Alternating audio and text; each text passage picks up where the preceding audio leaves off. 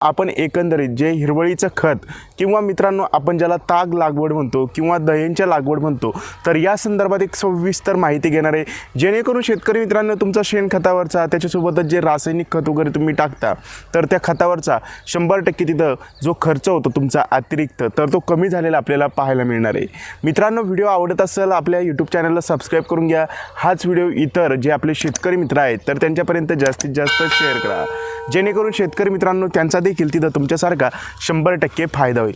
मित्रांनो आपण जर हिरवळीच्या खताचा जर विचार केला किंवा शेतकरी मित्रांनो आपण जर ताग लागवड किंवा दह्यांच्या लागवड याचा जर विचार केला तर एकंदरीत आपल्याला तिथं फायदा काय होतो। मित्रांनो हे जे नायट्रोजन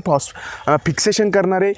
पिकं आहेत, नत्र फिक्सेशन करणारे पिकं आहेत, म्हणजे काय करता माहिती का मित्रांनो, जर आपण तागाची लागवड केली असेल किंवा सोयाबीनची लागवड केलेली असेल किंवा मुगाची लागवड केलेली असेल किंवा तुरीची लागवड केलेली असेल तर यांसारखे पिकं